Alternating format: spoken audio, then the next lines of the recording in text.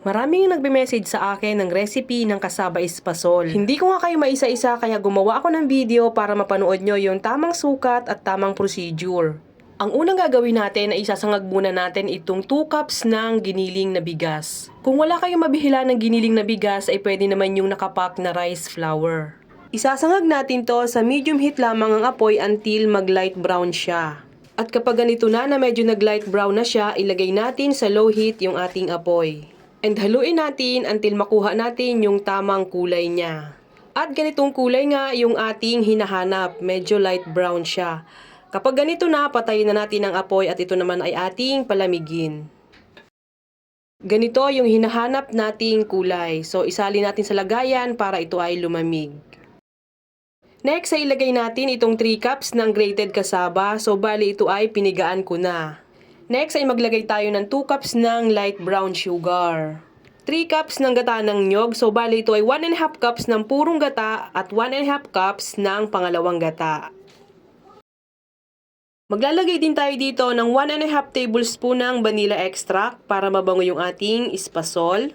At saka konting asin, pampabalas ng tamis. Buksan natin ang apoy sa high heat at haluin natin to until mag-combine yung ating mga sangkap.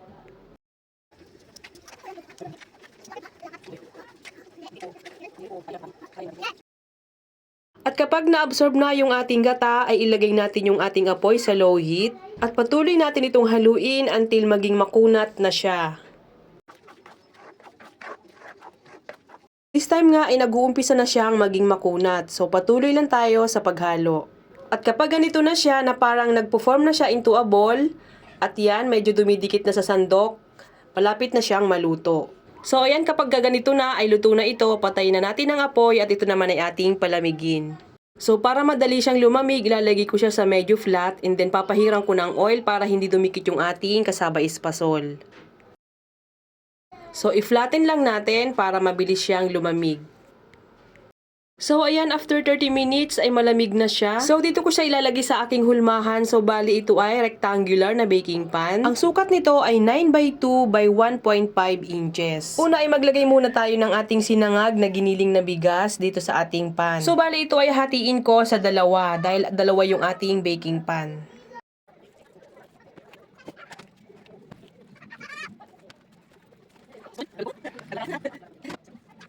Para parehas ang kanyang sukat, ito ay tinitimbang ko. So, bawat pan ay tumitimbang ng 714 grams. Then, i-flatten natin para magpantay siya.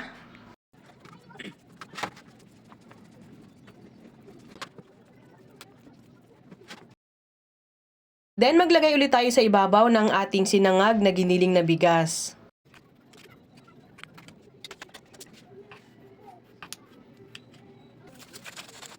Hinihiwa ko to ng pahaba at ang total na hiwa ko ay nasa 12 to 13 slices.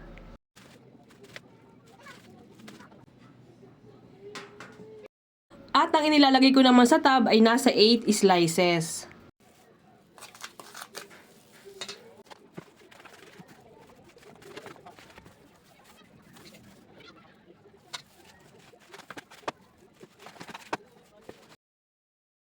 At ibebenta ko naman to ng 100 pesos per tub. So, bali ang laman niyan ay 8 slices. Sa recipe na to ay makakagawa tayo ng 3 tubs. Isa nga rin ito sa mga bestseller ko na kakanin at kapag nagpo-post nga ako nito ay talaga namang nasa-sold out agad. Ang texture nga nito ay medyo malambot at talaga namang napakalinamnam. At masasarap pa nga ito kung ito ay ilalagay natin sa ref. Sana ay masubukan nyo at malay nyo pumatok din ito sa lugar nyo. At ayun lang muna for today. Bye! Thank you for watching!